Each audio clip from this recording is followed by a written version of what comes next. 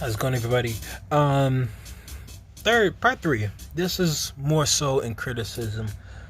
Now I know people have already done this, and for me as a Christian, I shouldn't really be the person who's critic should be criticizing. But I mean, I guess if the judgment is to start, it starts with the church. So I know for myself, I've been feeling like I think there's been like for instance, see that's the thing. It's hard to really place this. From what I've understood from the church as a whole in America, I have seen I have seen a revival of traditionalism emerge from the church, and it's not a healthy form of church. Even in church, it's not a healthy form of humanity. I've seen a sense where it's like they care more about preserving the old ways, preserving the ways that they believe were good, but were just like preferential and subjective and favorite, almost like a favoritism kind of thing. If society was like a parent and its individual races were like specific children, there would be a favorite child. There'd be I don't have favorites, that's what they say, but it's like there's a child that gets some sort of favorite placement. And to me,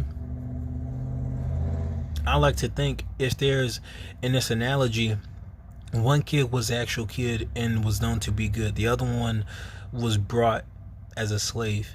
And I know this is really kind of on the nose, but it's like the kid who wasn't a slave, who was actually a part of the line, the heir, got treated a lot more favorably than the one who was a slave, because he was there for a specific reason. And then the other one was a firstborn, good kid. But what can you expect from a kid who hasn't not expect, but what can you say about a kid who hasn't been treated well? Do you expect his future to be positive, or would you expect his future to be fearful, negative, defensive, and things that are just unproductive? And so to me, that's my perception of the American history and the world, and it's bothersome because there's so many implications of the church, because in the southern days they claimed to be Bible believers, and at times where the Constitution and things of that nature, they were claimed to be Bible believers, yet they still had slaves, and their slaves were deemed chattel, or deemed property, and it was chattel slavery.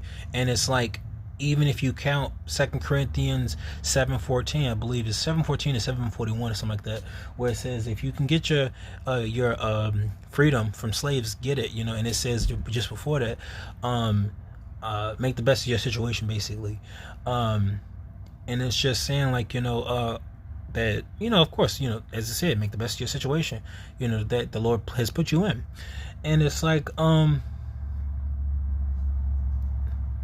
instead of both persons being viewed as two persons under God, and again, let's get this right.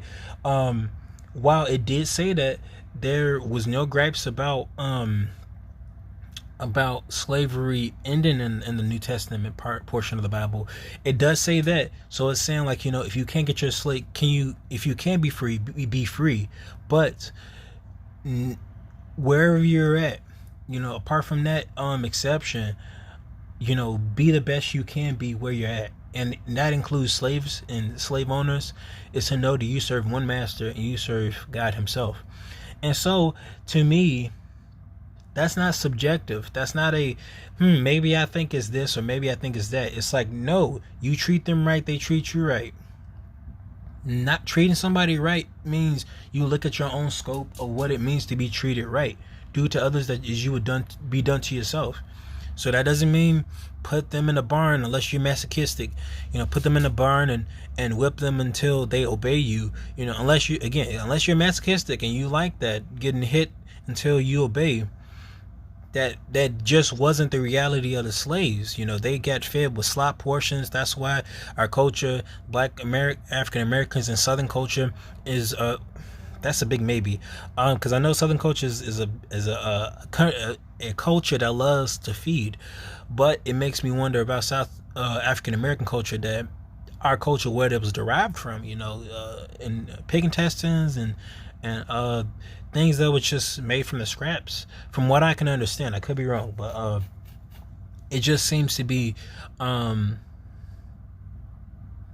that's a culture that survives and thrives in itself, but it's not a culture. Uh, can I say this? Is it a culture that's? I guess I'll say it in question form.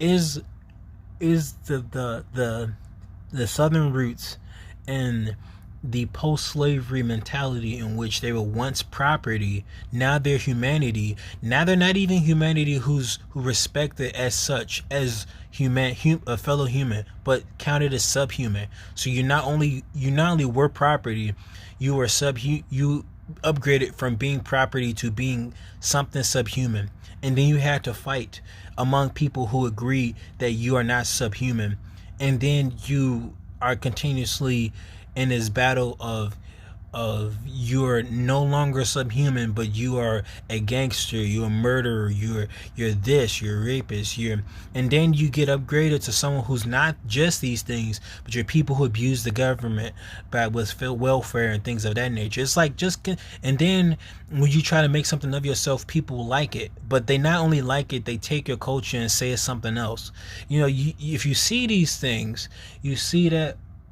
And then you see people who hold to these values, not just these values, but even worse. They bring up a candidate, even though he could be helping all of America, could be better. He was a businessman. He still has some sort of negativity attached to him. Apart from being rich, you know what I'm talking about. Apart from being rich, his and then also, even before then, our aspirations was that this person was supposed to, a person who was brought up, he's now in our likeness, he was brought up to be in the highest position. Now he gets berated almost constantly, and then we have someone on the complete opposite end gets brought after the other person's term is finished, and he's complete opposite. He's what those same people counted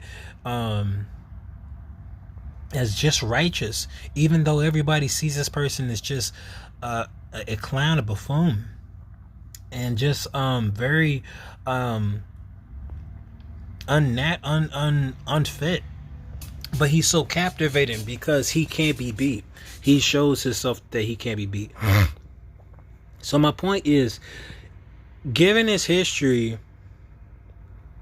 Sorry, one more thing.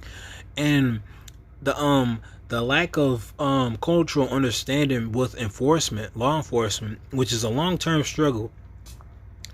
They now they're not even now. They've had a history of injustice, of bringing injustice to these communities, and and many of these persons who are law enforcement have shown themselves to not understand the culture, not understand the people, and the culture itself.